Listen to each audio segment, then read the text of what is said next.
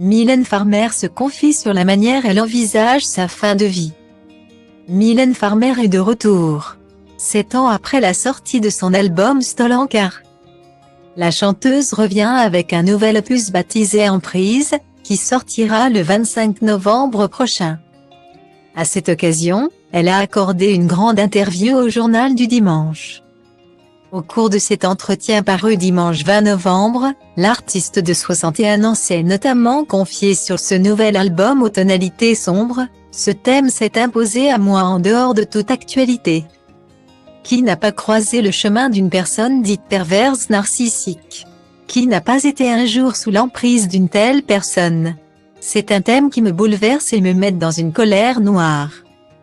Il y a une forme d'emprise dans tous les domaines où le libre arbitre, la libre pensée, sont mis à mal, a-t-elle expliqué, avant de revenir sur ses angoisses liées à l'époque. Difficile de ne pas être sidéré par cette période où l'on assiste à la fin d'un monde.